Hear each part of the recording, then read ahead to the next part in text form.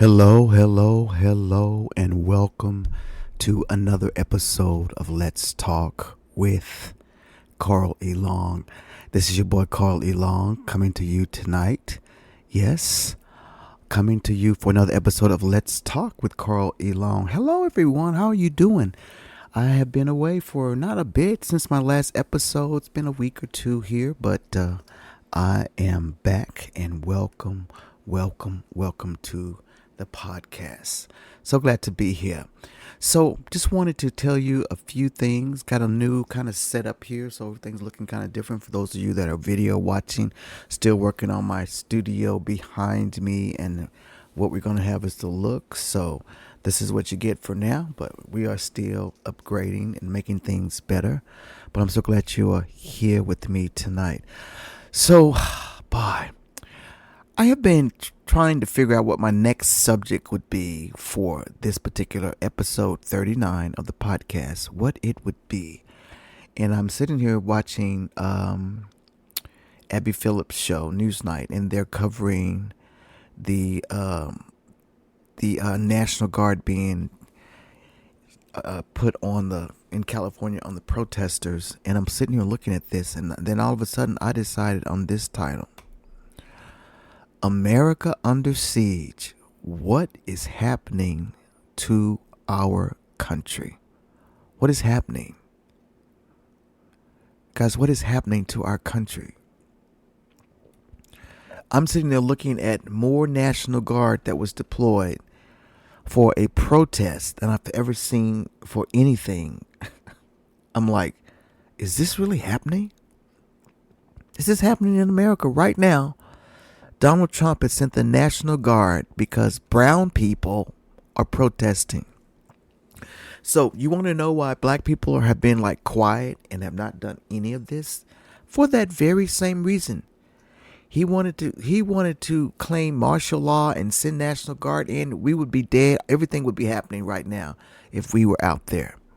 So now our dear brown brothers and sisters are out there protesting these immigration raids, and he has deployed the National Guard. Yes, he says that there's an insurrection, there's civil unrest, and we're going to... Guys, just make me understand how that is more prolific than what we saw on January 6th. Where were they on January 6th when the poor Capitol Police and D.C. policemen were trying to withstand the Capitol? Where were they, Donald Trump? Where were they? Where were the National Guard? You tried to blame that on Nancy Pelosi and everything else, but you know, I'm just getting so sick of this man and this president and the fire alarms every single day. Something is going on from you feuding with Elon Musk, and we knew that was coming, right? We knew that was coming, but guys, things are about to change a lot here. I think because, you know, as I always tell y'all, I am a God-loving, fearing Christian, I believe, and filled with the Holy Spirit. And I know that God is not the author of confusion. And he's going to fix all of this soon, very soon, because it's getting crazy. And as you know, all things work for the good of those who love God. So God is letting us do this for some reason. And we will all know soon. But in the meantime, things are happening in this country that just all because of one single person in office, Donald J. Trump, has caused all of this havoc and chaos in this country. And what's so crazy about it is you got people that are complicit enough to follow him. Now, we all know right now, guys, that it was never about the eggs, the price of eggs. It was never about that. It was never about that whatsoever. And it's so clear now that you see this body of people that are fighting so hard and trying to make all these things that are wrong seem right, and they're justifying every little move, and they know in their sanctified minds that a lot of this stuff, this is wrong. It is wrong, and you know it's wrong. And you claim to be God-fearing Christians, and you know this stuff is wrong. But you're standing behind it. You stand behind it because you have been learned and taught about certain things of being a superior race, that you don't understand how to live any other kind of way. All of us are not making noise just because we want to make noise. That's not why we're doing this. We're making noise because we want things to be equal, things to be right. I'm sorry, my white brothers and sisters, but the time is up. The time is up, and it's time for you to step up and do the right thing. Race in America is not working right now, and it's showing up in everything. It's showing up in the Tony Award. It's showing up in American Idol. I mean, everywhere you look, everything is about race. So those are the conversations that we should be having. You can hide behind economics. You can hide behind anything you want to hide behind. That's fine. But the fact of the matter is that y'all wanted a leader that represented who you were and what you still believe in. And Donald Trump is who that is. And you are standing behind him no matter what. And unfortunately, until anything changes, some of you, my white brothers and sisters that are standing with Donald Trump, you're gonna have to talk. You're gonna speak up and stop this madness. The people have the power. You have the power. Show this man you don't agree with him in droves, and things will start to change. Because I look at some people, and some of the things that people are saying is so outrageous and wrong and racist, and y'all want to scream the race card. I don't care, because it is. A lot of it is the race card, and it needs to be pulled every time. It needs to be pulled. So this is where we are, America. This is where we are. So what I've been doing this whole couple of weeks is I've been trying to find material where I'm finding strong white brothers and sisters who are speaking out against what's going on. And we need more of you to do this. But this first lady is the one that kind of inspired this entire podcast. And she's trying to make me understand, or make us understand, the mind of the white American and what they're being taught. How it's so hard to break this. And maybe give us some clarity on how to handle this in the future. So let's listen to this. I call this Woman Explains White Voting. And let's see exactly how many of you agree with her. Now, you'll probably be in the comments. I want you to tell me, do you agree with what she just said? Well, let's listen, and then we'll come back and tell me your thoughts. I want to hear from my white brothers and sisters more than anything on what she's saying here. Here we go. You know, I keep seeing on my post and on a lot of other people's posts that people commenting, why don't the Trump supporters understand or see what we see? As an ex-conservative, I think I can kind of help y'all with that. Understand if you'd like. First of all, you got to understand this is not about politics. This is about what they're taught. It's about their upbringing. And from a very young age, we were taught that the leftists, that the Democrats were godless. Okay? We were taught that the world is against us. And we were taught that questioning authority is a complete sin. We were also taught that leaders like Trump were sent by God. This is indoctrination. That's what indoctrination is. And you have to understand, it's every day. It's from the pulpit 3 times a week. It's from every day in your home, your mother, your father, whoever you're with that's this way, telling you over and over and reminding you over and over again. If you miss God's plan, your life is shot. If you miss his plan for your life, oh well, I don't know what's going to happen then.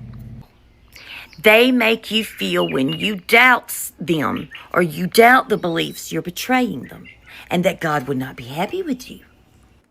It is so hard to break free. The only reason I did is because The truth became too overwhelming to deny. And also, I'm not going to lie, it's because my mother died. I became free when she passed. So it isn't just a matter of looking at the TV and saying, oh my God, I can't believe they're doing that to people. That's not how it is. See, when you're taught every single day, every waking minute is a lesson on how to die to yourself and live for God. And when your pastor tells you that Trump was elected, Trump was sent by God, you believe him. So when we see MAGA acting like this, when we see Trump supporters that will not admit when they're wrong, this is why they're indoctrinated. It is not easy to break out of, but it is possible, and it is necessary. I know it because I lived it, and it took years to break me out of it, And I hate that about this journey, but I'm just so thankful that I did break out of it. Let me tell you about the racism. We were taught that the black population came from Ham, who is Noah's son, one of Noah's sons, and that when Noah got drunk in his tent, y'all can read this in the account of Genesis of the flood, his sons went in and things ensued, okay? We were taught that the black population came from a curse put on to Ham by God for these acts. Now see, and it is still taught in churches. That is not true. That is a complete fallacy. So see, it made racism seem more righteous. Get that? But it's a complete lie. But it made it seem more righteous. And it shapes how you see the world. Oh, it's so wrong. Also, I was also taught that gay people were absolutely disgusting. That if you were homosexual, you were completely against God and you would not be going to heaven. They pounded that in our heads over and over again. And I just think back to all the precious gay people and the gay guys at our school that had to be so afraid. And we've all heard, hate the sin, not the sinner. Love the sinner, not the sin. But see, that's really just fear and judgment in disguise. That mindset leads to real harm, children unaliving themselves, and growing up with a life full of just self-loathing. And when you are raised in a mindset that your way is the only way and any other way is unrighteous and rebellious, you were taught that your questioning was rebelling. See? So that's why people are doubling down now, even though they feel it. They feel it, trust me, y'all. They know it and they feel it. They believe that they are not just defending Trump. They really believe that defending this entire system, this entire administration of hate, number one, isn't rebellion, and number two, it's going to get them into heaven and keep them out of hell. That's not what it's about at all. If y'all ever have any questions, if you want me to try to answer them for you, I was in the conservative faith and fundamental Baptist church in the South for 48 years of my life. Christian school from 4K to 12th grade. I got you. All right, so what do you think about that? That was an interesting take. Ham from the Bible and all of that teach. I mean, but this is real stuff. That's a real woman who really believes that's what she was taught, you know, and she's just one of many. So if she was taught that in her home, what were some of the others taught? Why is it so embedded in their hearts? I mean, there are some great white people that I know that do lots of things, but a lot of those didn't grow up in the South. You know, it's cultural, it's geographical, it's all sorts of things, but whatever it is, it's killing us as a people. It's killing us that we can't be together, that we can't do things. Of course, we have made strides. Of course, we are doing things together right now. But until we rid this country of the vermin of racism and the people that carry that, we're never going to be right in this country. We're never going to, everything's going to be always about race until certain people, we can't do it. We're screaming it from the rooftops already. It has to come from you. My white brothers and sisters, it has to come from you. You have to rebuke it on every turn that one of your folks says something crazy. You got to stop it in its tracks. All right, we're going to keep going. So this is a guy speaking on immigration and what's going on at his job site. And he's speaking clearly and honestly about the whole situation of the raids and how it's affecting the job market and where he works. Here we go. I know I'm going to get a lot of hate over this, and I really don't give a fuck. But the point is, I've been doing construction work pretty much my entire adult life, over 20 years, 21, 22 years now. Right now on this job I'm on, right now, there are about 5 of us white guys out here. There's probably 2 or 3 black guys, and the rest are Latinos. And I say the rest being 100 to 125 guys. Now I've been on this job for 6 months, and that's been about the average. I wished all these guys would get their citizenship and do things legal, but the point is that they haven't. But if you send all these guys back across the border, everybody says, oh, they're going to raise the wages and all the white guys are going to get these jobs. Bullshit. Like, I don't know what fucking sandcastle you got your head shoved in, or whose ass you got your head shoved in, but no, they're not. I've watched the Americans completely quit working. People my age and younger don't work. They don't, and especially ain't gonna do a physical job.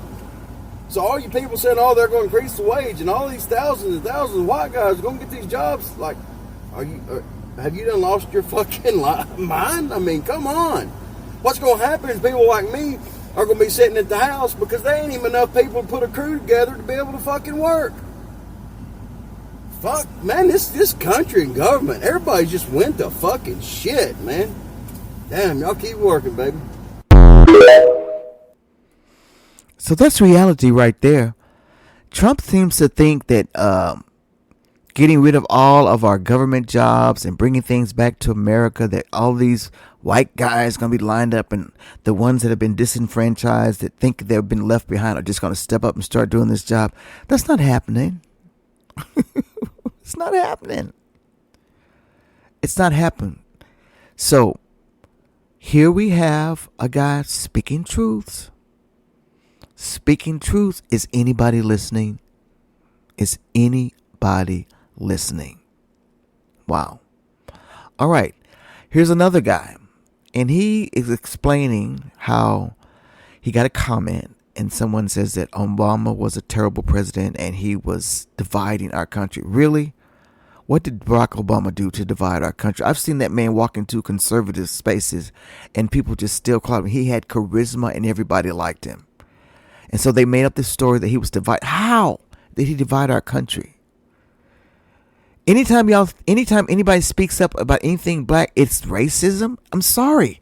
We are people here too. Barack was a black man. He identified with us. We wanted more from him for that, but he didn't do that.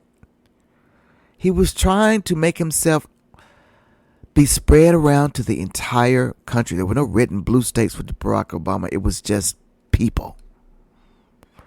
And if you didn't see or feel that, then I don't know where you were. Let's listen. Obama was terrible. He started our division in this country. Obama was loved by Americans. He won us both elections handily. Won in great numbers. He was loved around the world. He united this country. Unless you're a racist. You felt left out. You felt like he abandoned you because, well, he was black and people were racist. They consider that division. Never once did he play the race card. Ever. I mean, again, revered around the world, united the world. He was a great president. Oh my God. The mess he took over wasn't as bad as what President Biden took over. That was horrible. Trump added 27% to our debt. President Biden takes over. Millions out of work, thousands dying every day.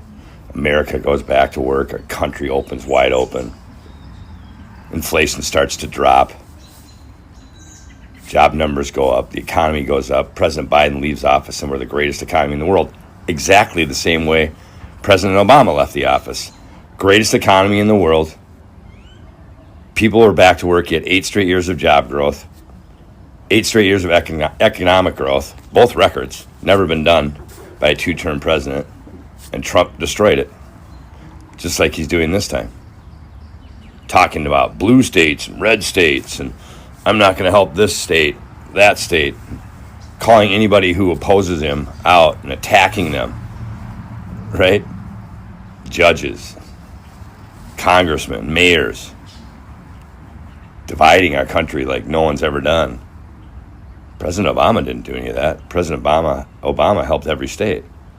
Affordable Care Act was for the entire country. And Republicans had over 100 committees and slashed it and cut it, did everything they could and sabotage it. You know, he took over the greatest mess in modern U.S. history, 9/15/08. It was left by GW. It was the worst crash in modern U.S. history. He took that over, and he was well-spoken. He knew what he was doing. He navigated through it, all while Republicans were doing what? Were they working with him? No, they weren't. I mean, that would have been one thing.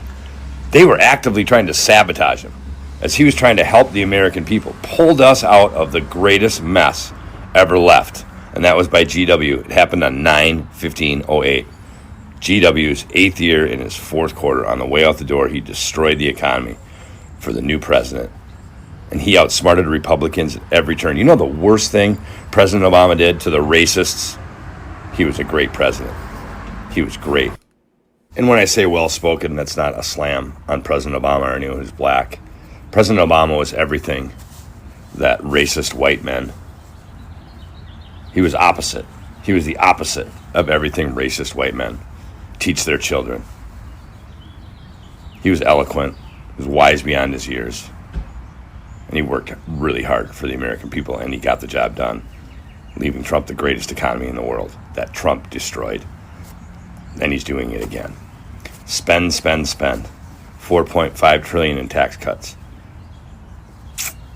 Trump's destroying our country and dividing our country like no one's ever done. President Obama didn't do that. He just pissed the racist people off. They felt like they were left out. That's not President Obama's fault. That's the person's fault for being a racist piece of shit. So, thanks for telling us who you are. All right. Again, this cavalcade of people that I'm looking for, they're all over social media. But here's the thing, guys. The racists and the conservatives and the Republicans, they are so much louder than the people that are actually speaking the truth and trying to make real change. We're not loud enough. They're just loud. It's not that much. It's not that many of them.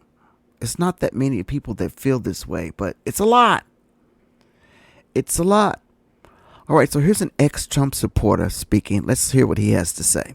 I was afforded the opportunity to go onto a podcast today and share my story, how I went from being a MAGA, Trump-loving conservative to the independent free thinker that I am today.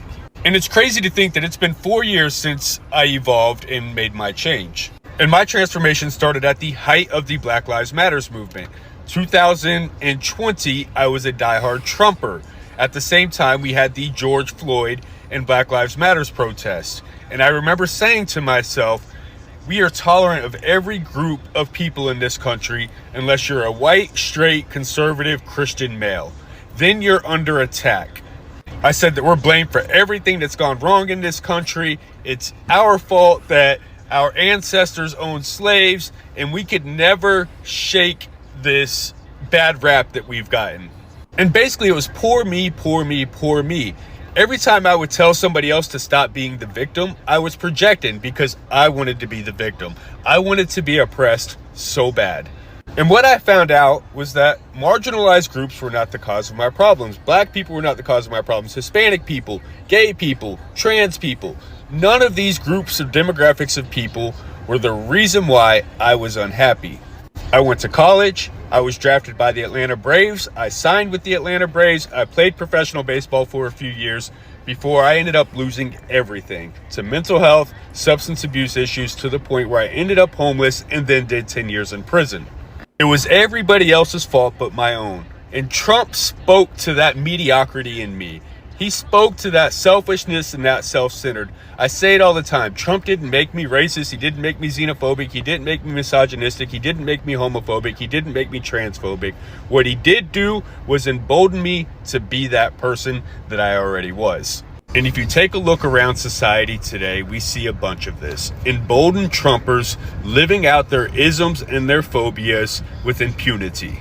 And MAGA literally celebrates mediocrity. Look at Trump. 6 bankruptcies, 34 felonies, really $400 million inheritance to really not do anything himself other than slap his name on some hotels. Look at his administration, Pete Hegseth. Look what he's done with the Secretary of Defense. Look at RFK Jr. and what he's done with the Human Health Services. And what I've come to realize is that Donald Trump has made mediocre white men feel safe again. And as long as they continue to support Trump, they never have to learn anything new again in their life. They can be comfortable in their mediocrity. I'm telling you, listen to what they're saying. That's not me. That was a white guy telling the truth. Telling the truth. I want you to hit the comments and tell me what you think. I mean, I know y'all think this is just one guy. No, there's lots of these out there. But people, you need to listen. And this is you. Start thinking about things. This guy made his own change. He made his own change. Nobody's trying to become superior. We're just trying to live in this country together. But we got to break this racism that is clouding all of our white citizens. You can try to put the racist umbrella on some other race, but it's not. You created racism, and you have to dismantle it. Yes, you do. You have to. So here's another one. White American truth. Here we go. So Senator Tim Scott, Republican candidate for the presidency, was on The View, and here's what he had to say on the subject of systemic racism. I will tell you that if my life is the exception, I can't imagine. But it is. But it's not, actually. It's been 114 years. Yeah, so the fact of the matter is we've had an African-American president, African-American vice president. We've had 2 African-Americans to be secretaries of the state. In my home city, the police chief is an African-American who's now running for mayor. The head of the highway patrol for South Carolina is an African-American. Still exceptions. And progress in America is palpable. It can be measured in generations. I look back at the fact that my grandfather, born in 1921 in Sally, South Carolina, when he was on a sidewalk, a white person was coming, he had to step off and not make eye contact. That man believed then, with some doubt now, in the goodness of America, because he believed that having faith in God, faith in himself, and faith in what the future could hold for his kids would unleash opportunities in ways that you cannot imagine. The idea that by pulling yourself up by your own bootstraps, that you can somehow overcome the literally hundreds of years of racism and discrimination in this nation, it boggles the mind, right? He lists a handful, literally a handful, a number of black people in positions of power that you can count on one hand in the entirety of the history of the United States, and he wants to refer to that as progress. What this does, it reinforces the idea of toxic positivity within white normative culture that wants everyone to believe that the system is somehow equal, and just simply by working hard that everyone can achieve the level of success that Senator Scott has achieved, or Barack Obama as President of the United States or Kamala Harris as the Vice President of the United States, the fact that we can count on one hand the number of black people we have had in these high offices of power and influence in the United States is telling. Not only that, if you look at every measurable statistic in the United States, whether it is economic, judicial, educational, wherever you want to look, black people are lagging far behind their white peers in this nation. Why is that? It is because even though we have made progress, we still have not achieved equality or equity in the United States of America. And that is why systemic racism must be addressed and dismantled before we can celebrate the achievements of this nation and the United States living up to its promise. All right, another white guy.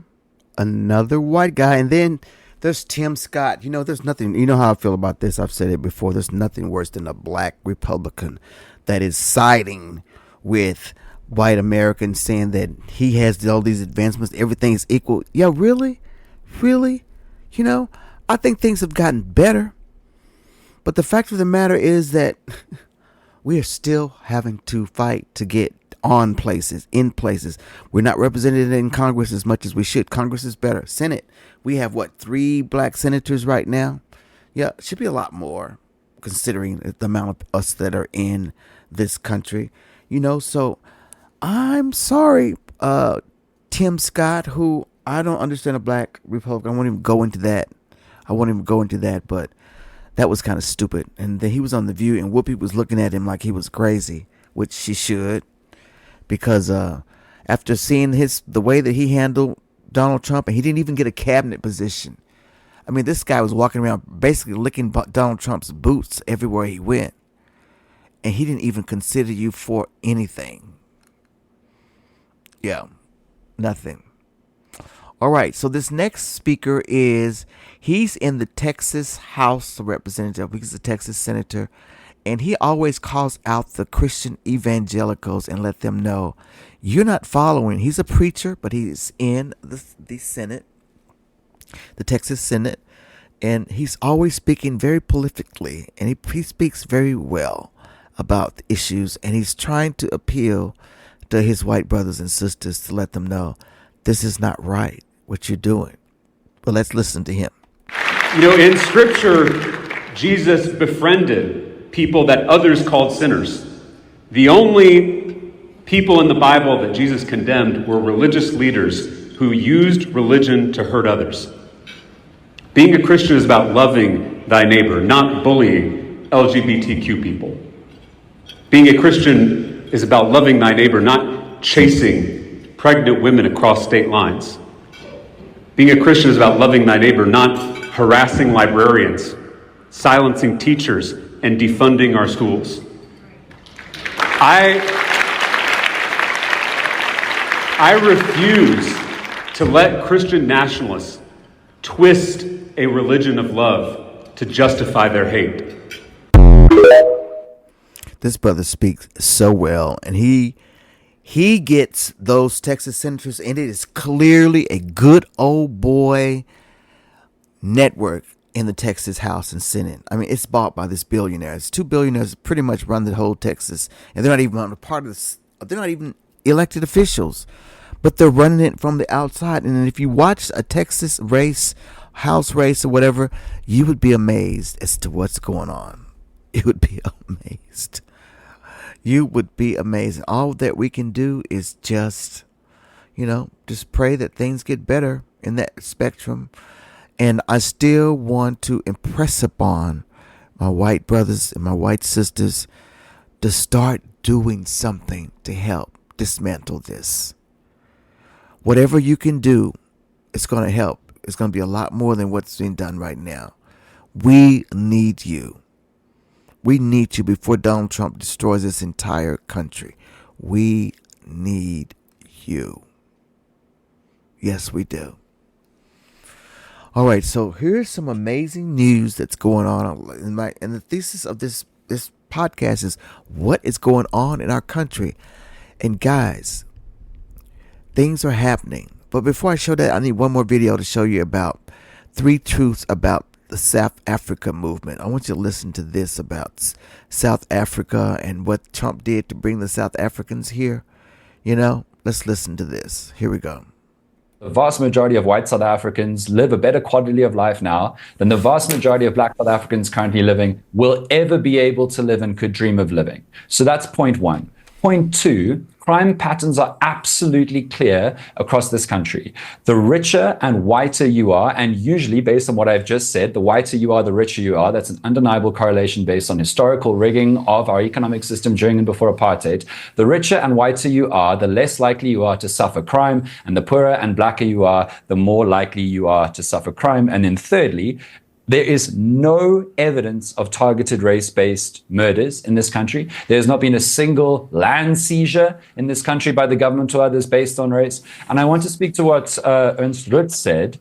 It's crucial to point out this, that he talks about the particular brutality, allegedly, of farm murders without countenancing the fact that the vast majority of murders in this country affecting all kinds of people are particularly brutal and awful and garish. It's not unique to farm murders. It happens all the time in all communities. It is ghastly and awful. It's not a specific plight of the farmer. And Ernst claims that you need to count like the number of farm murders in line with the proportion of how many people there are. Actually, if you look at the data, farmers, whiter farmers, suffer less crime than black farmers and farmers of color because they are better protected by their wealth, which is often a corollary with their race. It actually turns out that when you count the beans, white farmers are absolutely not being disproportionately sufferers of crime. What really happens, Piers, in farming communities around the country is that in a farming community, there are many poor people for whom the only place that they can gain work is a farm. And the only source of wealth in that area is the farm. And so crime out of necessity to try and steal something to gain wealth, while very regrettable, it makes sense that it happens. It makes sense that it targets the source of wealth, the source of income, and the source of value. That happens all across the country. And there were crime stats that came out, if I can just finish, Piers, because crime stats came out 3 days ago that are super relevant to this. And thank you for the crime stats that you spoke about earlier.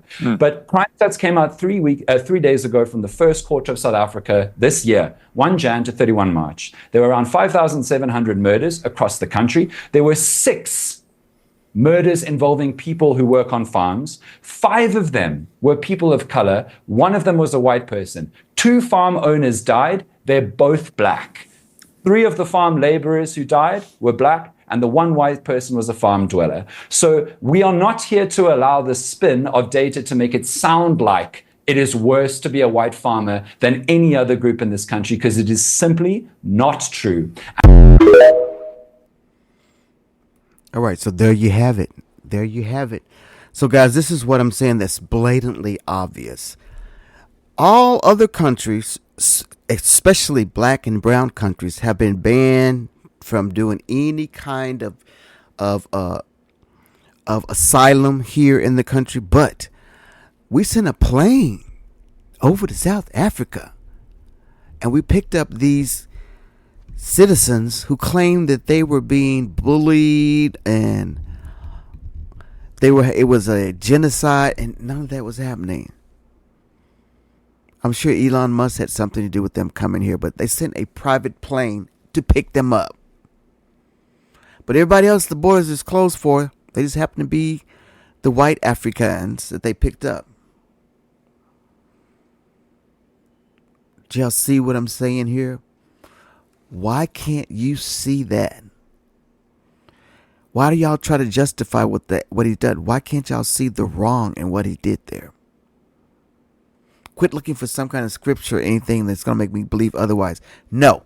Why did Trump do that specifically? We'll never get an answer. We'll never get an answer.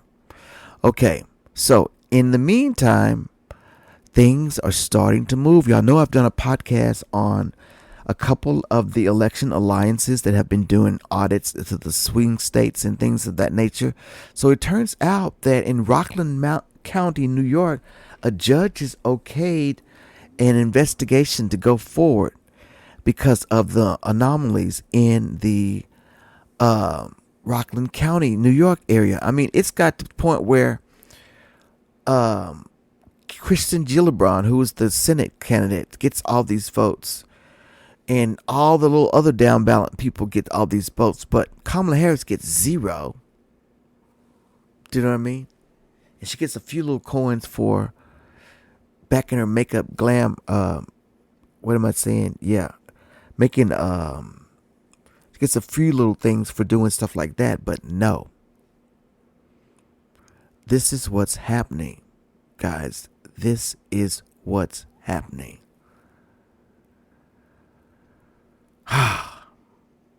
This is terrible.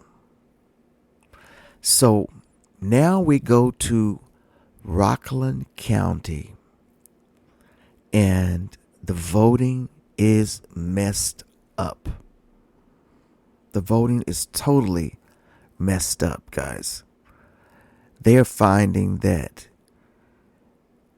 all kind of anomalies are happening on votes. It's popping up everywhere. There's been an article written, and they are finding out that these voting machines were in fact tampered with. I don't have the specifics totally, but what they were claiming to be routine maintenance on these machines ended up being firmware changes and upgrades and all sorts of other things. Not just on a few machines, but just about on all of them. I mean, there are several counties, blue counties, where Kamala Harris gets 0 votes. Nobody was that mad at Kamala Harris, especially not Democrats, that we're going to get 0 votes. And then Donald Trump gets every single vote available in the county.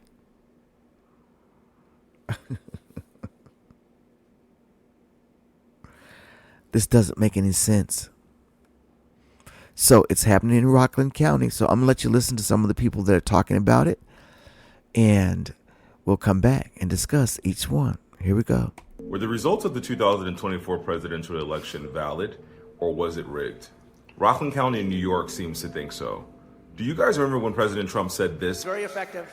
And he knows those computers better than anybody. All those computers, those vote counting computers. And we ended up winning Pennsylvania like in a landslide. So it was pretty good. It was pretty good. So thank you to Elon.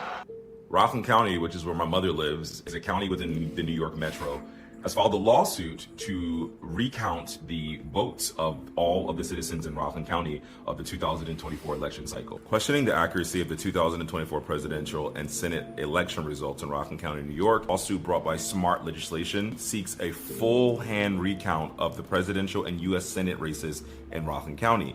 Smart Legislation is the action arm of Smart Elections, which is the lead plaintiff in the case. Both organizations are dedicated to ensuring fair and accurate elections. Smart Election was quoted by saying, "There's clear evidence that the Senate results are incorrect, and there are statistical indications that the presidential results are highly unlikely. If the results are incorrect, it is a violation of constitutional rights of each person who voted in the 2024 Rockland County general election. The best way to determine whether this is legit is to recount the ballots in a full public hand recount." This feels like Defiance, Ohio with scandal. Goosebumps. Goosebumps.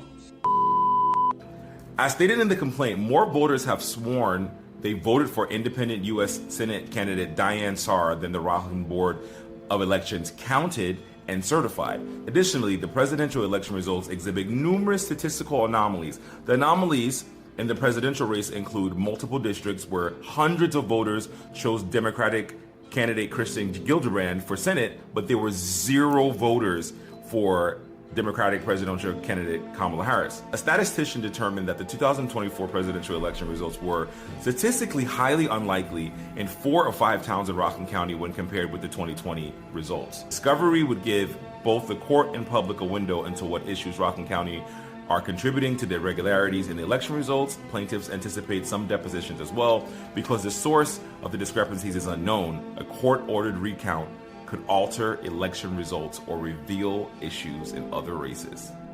Wow. The pressure is getting worse. I keep asking every day what else can happen, but I just don't know. It's like we're living in a Shonda Rhimes written soap opera. I'm gonna go ask my mom I know who my mom voted for, but I feel like I got some insider scoop here. Like, do you feel like people, voted for somebody that didn't get voted in? Because it doesn't make sense how he won all the swing states. I guess we'll see. Stay tuned. There's one. This is what's going on. Let's keep going. Rockland County. There's going to be another hearing in September, but right now a judge is okay for them to go forward with the lawsuit. So here we go. Did you know Rockland County, New York is at the center of a massive election integrity case and barely anyone's talking about it? A lawsuit was filed challenging the 2024 presidential and U.S. Senate election results because in several districts, Kamala Harris allegedly received 0 votes. That's right, 0. Even in areas where Democratic Senator Kristen Gillibrand won by a landslide. And that's not all. Multiple voters signed affidavits saying that they voted for independent Senate candidate Diane Sayre, but somehow there were fewer votes reported than affidavits that were submitted. A judge, Rachel Tangaway, has now ordered discovery. So this means they're moving forward to examine the ballots and possibly do a full hand recount. The next court date is set for September 22nd, and this could become the only official hand recount of the 2024 presidential election happening in the United States right now. And while all this is going on, there's near total media silence. They don't want you to know, so if you care about election transparency, share this. We need all eyes on Rockland County, regardless of party. Did y'all hear that? This is happening, guys. I don't know what we can do constitutionally with Donald Trump and all of that, so we will see what happens with it. All right, here's something that's going on in North Carolina. Listen to this. Democrat in North Carolina won overwhelmingly, and somehow Donald Trump manages to win. It doesn't make any sense, so just hear me out. Sorry, I'm losing my voice today. But we see Josh Stein, the Democrat, won for governor's race over Mark Robinson by about 800,000 votes. We see in the lieutenant governor's race, we see that a lady, Rachel Hunt, defeated Hal Wethman by 150,000 votes. We see that for attorney general, we see that Jeff Jackson defeated Dan Bishop. Same thing, another 125,000 votes. We see for the superintendent of education, Maurice Green defeated Michelle Morin. Same thing, 2,810,000 to 2,668,000. For the Secretary of State, we see another lady winning statewide, Elaine Marshall, over Chad Brown, and she wins by 120,000 votes. And then we see that Donald Trump somehow manages to win by 189,406 votes. Every other Democrat won statewide. And then this other interesting fact that doesn't make any sense, 356,884 votes were cast for president only, and they voted for not any other single office in North Carolina. Not for governor, lieutenant governor, Democrat, Republican, independent, nobody. What's up with this? This does not make sense. It doesn't make sense to me. What do you think? Does it make sense to you? Elon Musk, were you there? What do you all think? Something doesn't look right. And this trend is throughout all the battleground states. Democrats win statewide, and somehow... So, guys, does this make sense to anybody? Why aren't they talking about this? Why aren't they talking about it? I don't know why it's not a story, but it's starting to creep up on online newspapers. The Rockland court subpoena or recount that did show up on the AP wire. So I'm wondering, why aren't the journalists going crazy covering this? I don't know. Because Donald Trump put a stain on the whole recount thing he just did with his old election denying lies. So nobody wants to talk about this. So here's a lady that knew what was going to happen in the election fraud. Let's hear what she has to say. I've made about 100 videos about this. I'm going to tell you exactly how they did it. You can feel free to share it. Every single time I put up a video, it gets deleted, so it just tells me I'm 100% right. They had the week between Christmas and New Year, 23 to 24, they hacked into National Public Data. That's the security company that houses all of our social security numbers. You can go and look that up. Every time I try to cite where my sources are, my account gets a strike. And then during the summer, do you remember the Ancestry.com hack? It was kind of in the news, but it was like in and out like that. No big deal. So they had all our information, and what they did was they did mail-ins. So they just did a whole bunch of mass mail-ins. So anybody from a swing state that sent in a mail-in, there were 2 mail-ins with your names on it. So the whole vote got kicked out. And that's how they did it. And no one wants to challenge. It's up to us to challenge. So there's another theory for what went on in North Carolina. This stuff is all over the country, guys. It's going to hit the fan. I'm just going to sit back and watch and see what happens.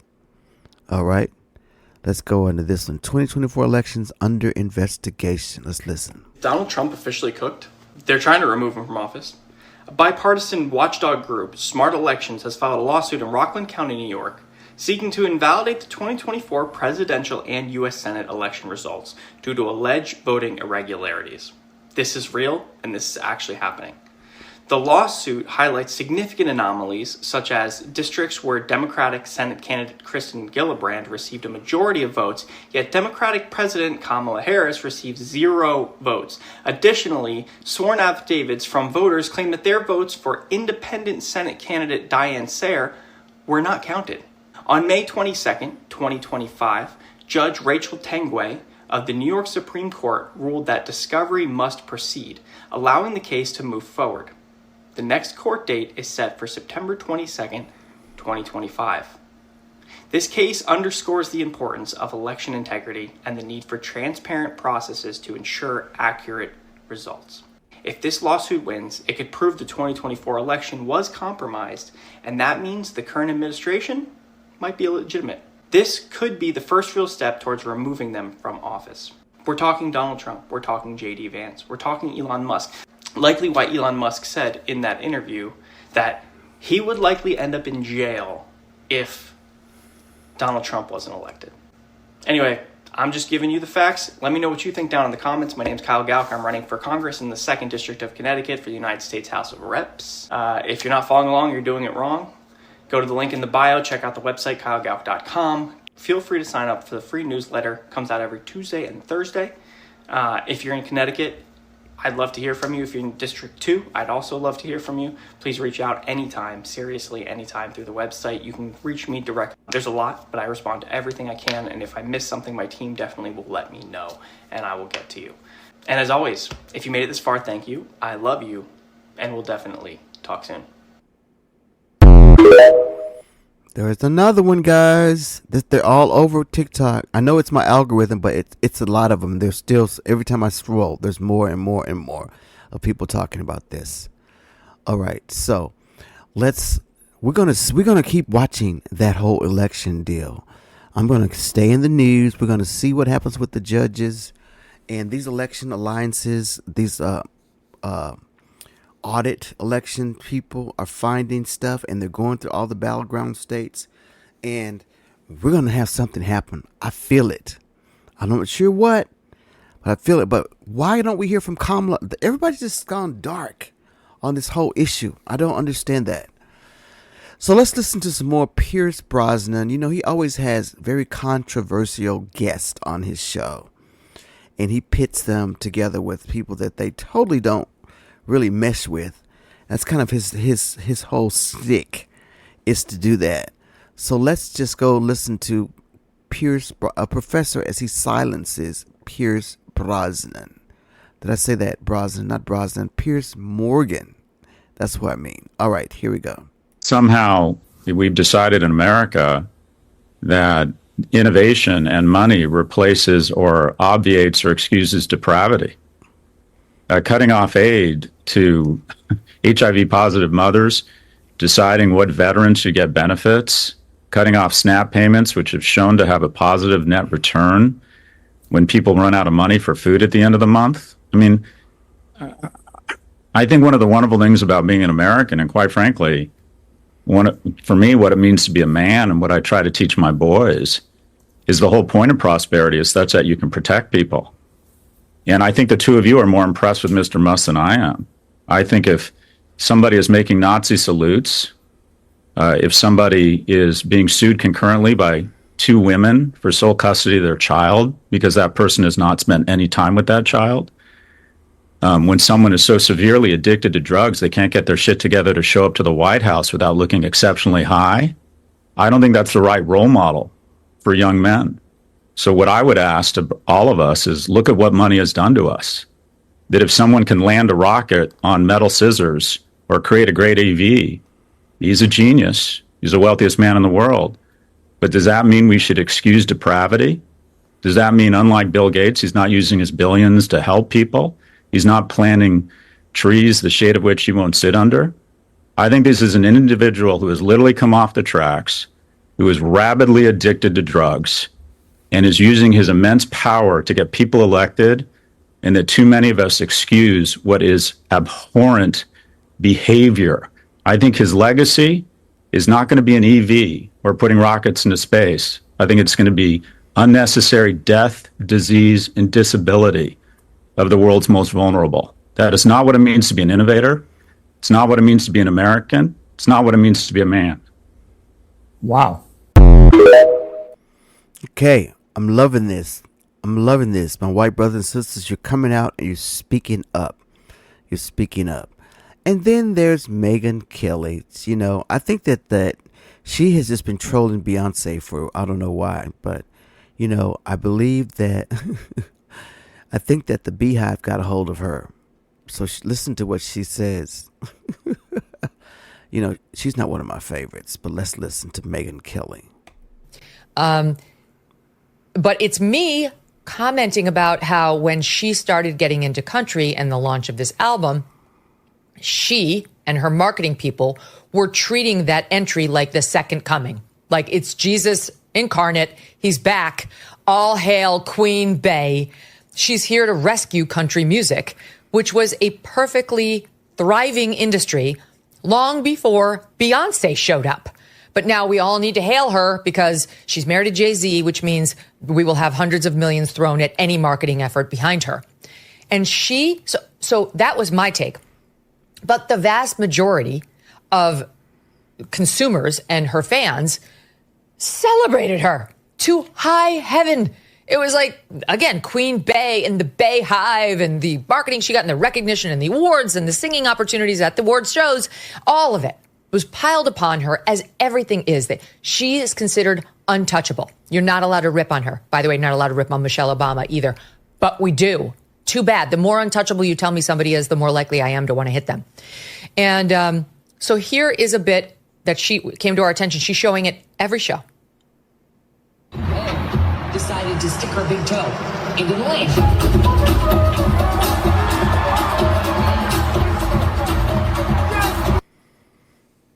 Okay. I don't know what it is, but it appears to be a setup for her doubters, Glenn. You know, like her haters. Somebody who reposted it online referred to me as a white supremacist, I guess, because I didn't bow down to Queen Bey as she walked into country music. And let me tell you something. She had to scour the internet to find anybody who offered any criticism of this move whatsoever. And here is another, one of the most privileged, beloved women in the world and richest based on her own fortune, never mind the man she's married to, but still has to look for the one sliver where she can play the victim and be aggrieved because big bad Megyn Kelly said something completely milquetoast about her entry into country music.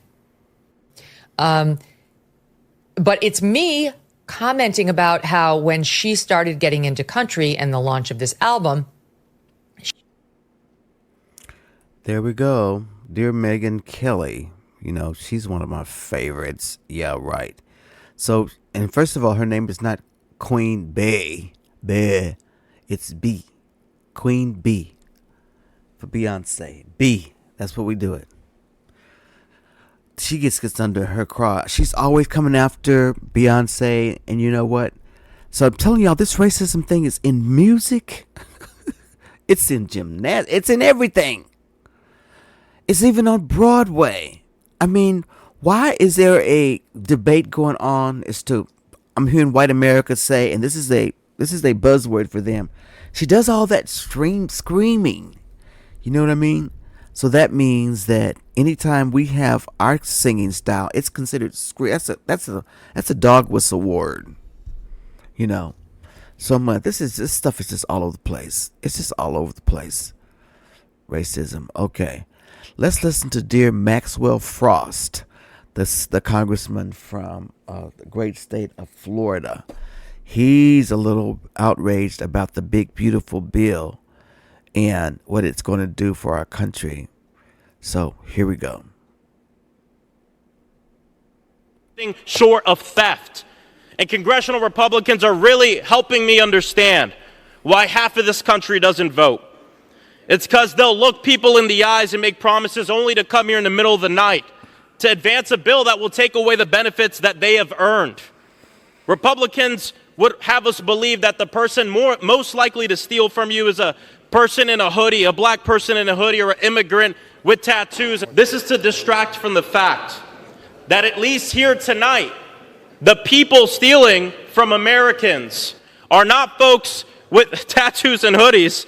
It's people wearing suits and ties and congressional pins sitting in this Capitol right now. Not in some random alley wrapped in darkness, but in the United States Congress wrapped in the flag. It is disgusting, and we will never forget this. I yield back. He got that in before the booing started, but you know, this is happening, guys. This is happening. This is real stuff. If you're not looking at the news or trying to look at C-SPAN or things like that, you need to understand what's going on in this country. You need to understand. All right? Find credible sources when you get your information. All right, this is Karen Hunter's haunting prediction on Trump. Let's listen in. He was racist? Yeah, I've said that. You didn't mean, you didn't mean everyone will vote for Trump. Well, here's what I mean, because I don't mince words. If you could if you could pull a lever for somebody that had the history that he had, I'm not just talking about the housing discrimination. I'm talking about calling for the death penalty of 5 young boys in New York City for rape. And then when they were exonerated, still hasn't. Central Park 5 still hasn't apologized. Still said, well, they must have done something. Took out ads in the paper. Took out ads in the paper. A lot of money. As I worked at the Daily News at the time, that was a $25,000 ad. He did one in the New York Times as well. Calling for their death, for a rape that they were exonerated for later. DNA evidence proved that they didn't do it. Not only did he not apologize, but he doubled down and said they must have done something. This man, to me, more so than any other candidate, because I can roll with policies that I don't necessarily agree with. And truthfully, you know, as I get older, I'm a little bit more conservative than I was in my 20s. The climate in this country that he fostered and fanned the flames of, both through his social media and through actually what he did at his rallies. This was, you know, take him out, let's beat him. You know, I can shoot somebody and get away with it. And it just the disconnect. You know, your solution to black folk is appointing Ben Carson as head of HUD, having Omarosa as your, you know, outreach person. You know, it's like, it's so insulting that if you could pull a lever for somebody that the KKK did a rally for in celebration, that David Duke and all these alt-right, you know, white supremacists have come out for, it says something about you. Now, you can argue with yourself and say, I voted for jobs. Or I voted for change.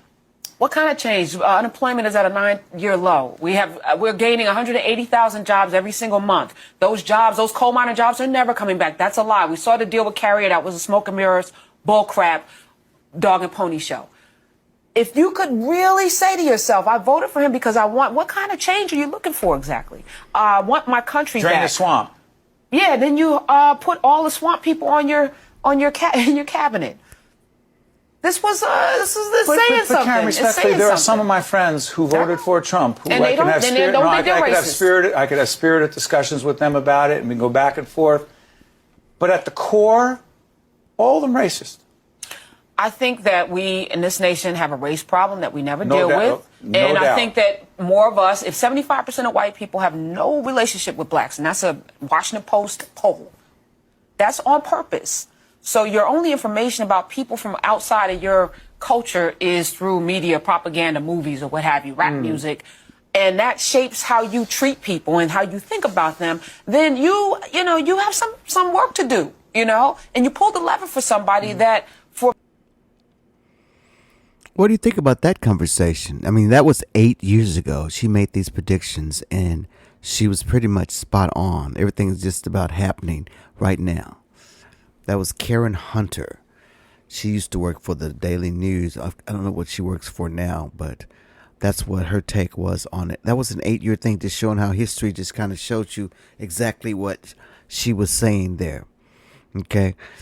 Now, let's listen to Katie Couric on Jake Tapper. Dear Jake Tapper, I'm still mad at him about this whole book tour thing. I'm still not with that. But let's listen to Katie Couric interview here. I wanted to ask you about a recent tear you went on, Aaron, about Jake Tapper and Alex Thompson's book, accusing them of being part of a coordinated effort to smear Joe Biden. Why don't you think that's a legitimate news story? And, I interviewed Jake and Alex. I've known Jake Tapper for a long time. We're kind of contemporaries. And I'm curious why you didn't think that was a subject worth exploring. I never said that it wasn't a subject worth exploring. I think it was a subject worth exploring. I think how it's gone about in terms of presenting to the public is the problem.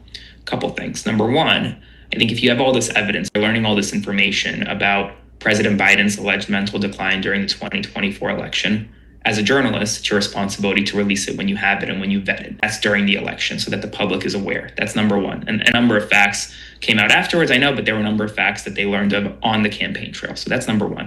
I think number two is the way it's being presented now. President Biden is no longer president. He is not the commander in chief. He is not making decisions. You can go and sell your book all you want. I have no issues of Tapper and Thompson doing that. But when you turn CNN into Tapper's book agent every night, every single interview asks about Tapper's book. That to me is a problem because that seems like CNN is just trying to sell the book of one of their biggest hosts, not necessarily doing honest journalism. And that's my biggest critique. And I think that the way it's kind of been presented publicly is this kind of us versus them mentality of like, we want to push this narrative that every Democrat running in 2028 needs to answer what they thought about President Biden in 2024. That's not where we are as a country. That's not what everyday Americans care about. They care about who is in office right now and what the person in office is doing. If your coverage isn't focused on that, then that's a problem, in my opinion. All right. There we go. Jake Tapper's book. Y'all know how we feel about that. The smear campaign they're doing on Joe Biden. I don't like it. So here's some more on Jake Tapper's ratings after he decided to pursue this book on Joe Biden. Here we go. The one thing about our community is, right, we're very loyal when a person does right by us. When a person's looking out for us, we recognize it, we treat them well, and we never, ever forget the kindness that a person has done for us, right? So when you see Jake Tapper's ratings plummet, when you see Jake Tapper's book sales are 53,000 for the first week, when you see Jake Tapper going on this ego trip to defend his elite friends like George Clooney, who felt disrespected by Joe Biden, so he sent Jake Tapper on a kamikaze mission, like an idiot that Tapper is, twerking for these celebrities, ass clapping like a clown. And then they are shocked that we black folks are like, we remember everything that old Biden did to show up to clean up Trump's mess. We remember all the policies that Biden did for black small businesses that Trump is eradicating, and Tapper can't even find a time of day to discuss. So when you see all these things going on, it begs to show that how our community is so different than any other community in this country. We understand the assignment, and clearly, white males will rather kamikaze this whole country to feed or to serve their own effing ego. That was good too. Real talk, brother. Real talk right there. All right, so here is another one on Jake Tapper's book sales and failing. Yes, I don't wish anybody to fail, but you know, when something ain't right, it's gonna take care of itself. Here we go. Last week, we saw this overhyped, paperback, bargain basement being bound underperformer on every single Sunday show this week. Crickets. But I'm here to tell you the book didn't do despite a major media blitz. CNN segments, podcast rounds, and enough promo to make a Marvel movie jealous. Original Sin by Jake Tapper couldn't land a real hit. First week, bitch, less than 54,000 copies sold. And now look, that might sound good to your cousin who's self-publishing vampire erotica on Amazon, but it's laughable next to Bob Woodward's Fear, which clocked in at over 1.1 million sold in the same time span of 1 week. And here's the gag. The book had the press. It had the platform, the prime time positioning. This man was even on Jimmy Kimmel, but none of that could save it from what it lacked. Trust and credibility from its intended core audience. And that audience is us, liberals, progressives, people who actually give a about the truth. People weren't having Jake Tapper's lives. Bitch, we lit up social media asking why Tapper was so focused on Biden's so-called decline instead of Trump's daily assaults on democracy. And let's not overlook this. During the book launch, The Lead with Jake Tapper pulled in its lowest ratings since 2015. A 10-year low, only 525,000 viewers, a 25% drop from last year. In the end, Original Sin didn't fail because of the writing or the rollout. It failed because Jake Tapper mistook proximity to power for credibility and underestimated the fact that liberals know gaslighting better than anyone else when they see it. And that, baby, that was his original sin. Speak on it. Yeah, Jake really disappointed us. This whole Biden book thing. I mean, it's just like, you're trying to sell books, dude. Own up to it. Quit trying to be the good Samaritan. Like you could have helped if you knew something was going on. That's why we're upset with you. Because if you were holding things back just because you wanted to do a book, that's not cool. That's not cool. All right, listen to my brother here.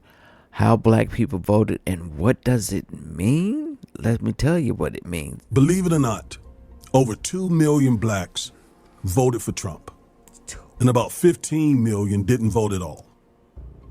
Some of those blacks who voted for Trump and others who voted the couch did so because of smooth-talking pro-black imposters who said things like the Democrats are worse than the GOP, Kamala wouldn't do anything just for blacks. Some even said that voting hasn't gotten us anything in 75, 80 years. And all of that were lies. And the consequences, Trump is now gutting black voting rights and pushing the SAVE Act. So now the attack is not just from voter ID laws or closing down polling stations, but from inside the Department of Justice, the agency that Congress gave the responsibility to protect voting rights. Trump gutted the DOJ's voting rights unit. It had over 30 career, very experienced civil rights attorneys. Now it's down to like 5 or 6. Most of the lawyers who protected voting rights are gone, have left the agency. They were pushed out, they were reassigned, or they were pressured to take those buyouts. And add to that the fact that the Supreme Court gutted key provisions of the Voting Rights Act back in 2013, sections 4 and 5.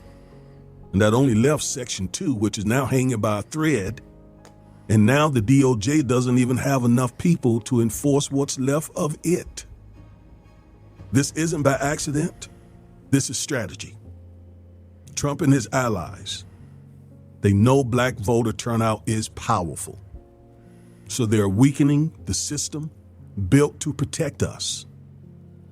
Cases defending black voters in places like Georgia and Texas, the DOJ has dropped them. Redistricting cases, racial gerrymandering cases that could have protected our political voice, abandoned. And here's the danger, the immediate, imminent danger. In 2026, we will have midterms. That's right around the corner. We'll be voting under weaker protections with fewer watchdogs, a lot less accountability, therefore more voter suppression. But here's the truth. We still have some power. We've been hit, and we're getting hit hard. But we don't need their permission to organize.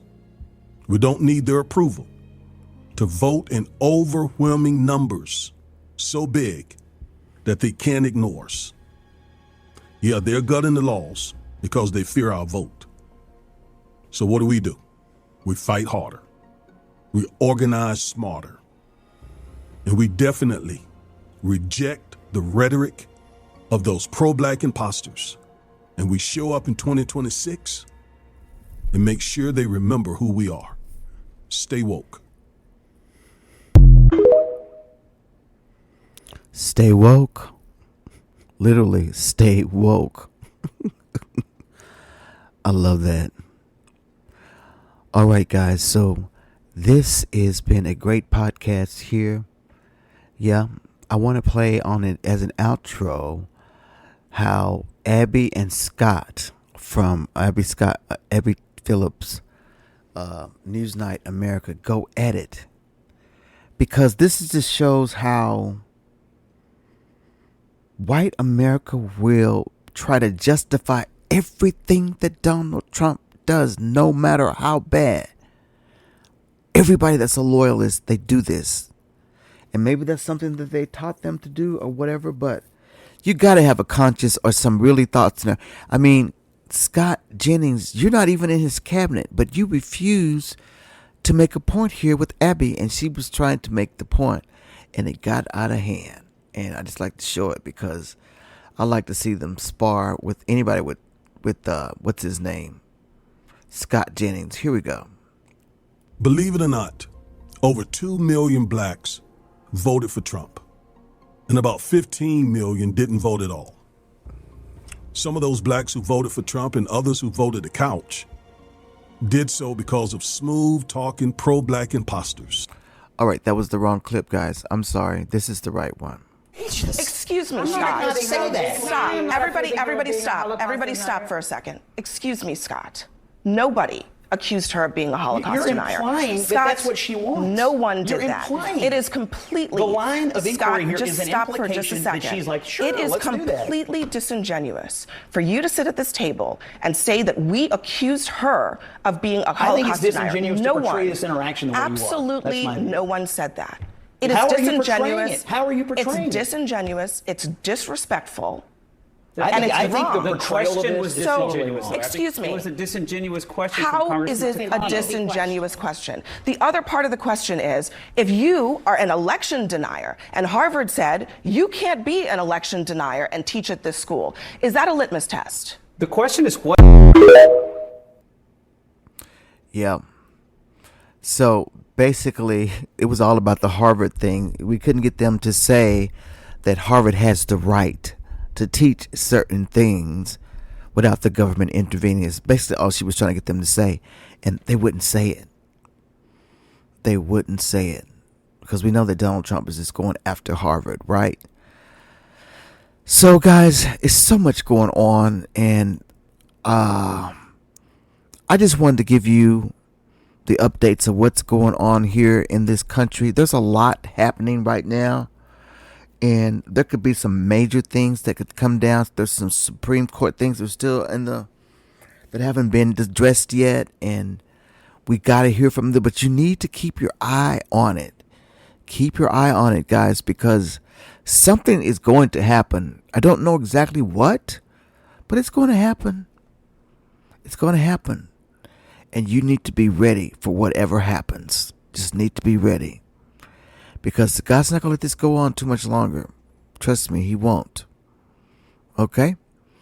Well, that's my episode 39 of Let's Talk with Carl E. Long. I hope you have a wonderful week and a wonderful day. Until we meet again. Bye now.